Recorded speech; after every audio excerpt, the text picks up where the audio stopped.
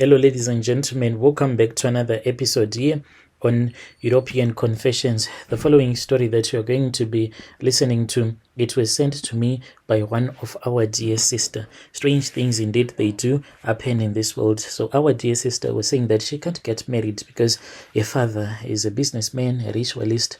She's staying in Brook, still staying with her parents. Strange things indeed, they do happen in this world. The message reads like this. Hello, Brother Nanshi, how are you? Can you please post my own story? My name is Name Hidden. I am a woman who is aged 37 years old. So I come from Brook in Zim, and I have lived with my parents my whole life. I have never been married, and deep down I know why. The truth is my father has bound me spiritually through rituals that he performed when I was still very young, and now I feel as if I am trapped in a life that I never chose. As for my mom, the woman who is supposed to fight for me, my mom, you can see that she is not normal. For as long as I can remember, my father has been deeply involved in dark spiritual practices, and he consults as a ritualist, someone who performs all kind of ceremonies, and my father believes that this is the source of his wealth and power. I never understood what was going on when I was younger, but as I grew older, things started to become much more clearer. My dad is old, like he's quite old, and there are many times when I suspect that my dad, like, he can die today, then tomorrow when one of my auntie, his sister, if she travels from the village, Brother Nashi, the next morning my father will be like a young man, and this has been happening for the longest time. I was still young. My father, what he will do is that he would take me to my auntie in the village, but my mom never knew that this was what was happening, and he used to give me some sort of a charm that would make me to forget. It will be only after maybe a few weeks, and I'll be like, that day we went to the village, when my dad told me to get into the car, we are just going to the shops, and then when I'll be in the car, he would call my mom and he'll be like, let me go and check the farm, because he had a farm where he was keeping a lot of cattle. So we would drive there. It was about 45 minutes driving out of Harare, but he would keep on driving until we'll be in the villages. And then when I would ask him, he used to give me a charm, then I would forget everything. Brother Nashi, when I turned 18, strange things began to happen to me.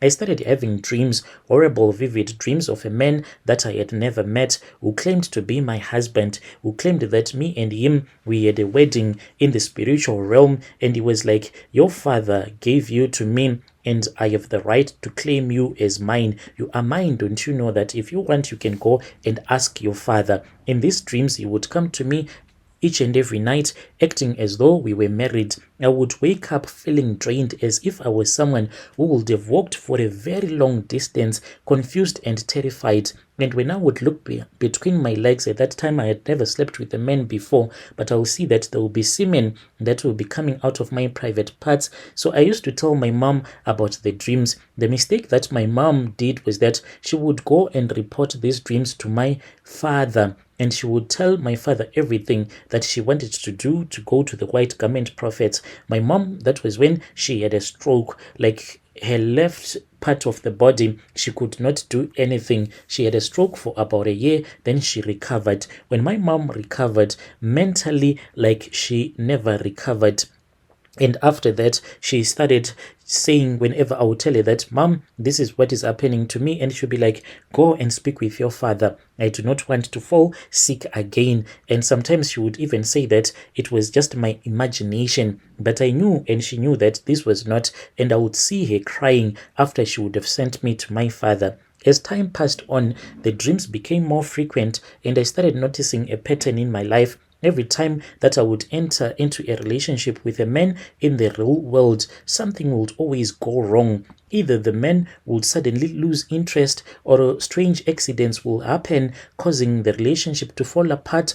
I once dated a guy. This man, when I dated him, this was after about a month when he had bought his car, and then he had an accident. So one of the relatives was a prophet, and that prophet then told him that the woman that he was dating was the one who had caused that accident, that relationship. It traumatized me, because this man, he then said that I was a witch who was trying to kill him, and I knew that it was not me, but it was the invisible force that is working against me, making sure that I can never get married. By the time that I turned 30, I had given up on love. Every relationship I tried to build was destroyed before it even had a chance. One day, when I was in my early 30s, I sought help from a local pastor, and I suspect that this pastor, my dad might have bought him, because all of a sudden, my father, someone who hated going to church, when he heard that there is a pastor that had prayed for me, he started going to that church, and this pastor, he refused to pray for me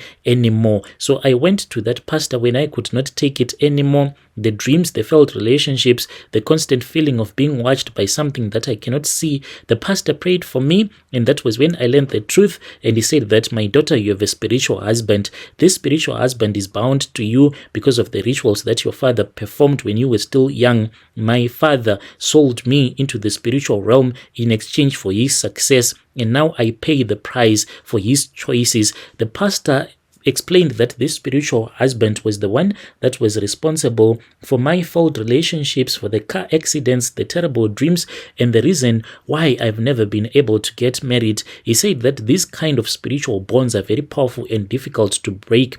I was devastated. How could my own father do this to me? How could he sacrifice my happiness for his own gain? After church, I returned back home. I then confronted my father. He refused to admit anything, and he said that I was just imagining things, that there was no such thing as a spiritual husband. But I knew the truth. I had seen too much, felt too much. My life is proof that something is not right. Like I am living in a spiritual prison, bound by forces that I cannot even understand, all because of my father's greed. And when I told him that the pastor was the one who had told me that I had a spiritual husband, he said, which pastor? And I told him the name of the church where I was going to. Then, to my surprise, the very next day, my father came. He was holding a brand new Bible, and he was singing a worship song. And then my mom asked my dad, where was he coming from, as he sat on the couch, and he was like, today is the day that I have given my life to Christ. Let me write it down. Then he wrote the date in his Bible, and that was the day that he gave his life to Christ. The following Sunday, he forced everyone to go to church. We went to church, Brother Nashi. He was not even embarrassed when it was time for love offering, like your first day at church. Then you offer so much. You offered a lot of money, and he made a lot of promises to the pastor. They became friends, and then the pastor told me that he could not pray for me anymore. He was going to make a plan so that the deliverance team can pray for me, because he was trying to focus on other things. He had already prayed for me. That is how he started ignoring me, and I gave up on Christ. Now at 37, still living with my parents, watching my life slip away. I have no children, no husband, no future outside of the dark shadow that hangs over me. I know I am not alone in this. There are women that are there like me. So I just want to know from them, how are they keeping up, knowing that your life has been dedicated to a spiritual husband? I have been praying sometimes, trying to look for someone who can deliver me, but it is not easy. I know that my time is up. Will I ever be able to have a kid, a child at 37?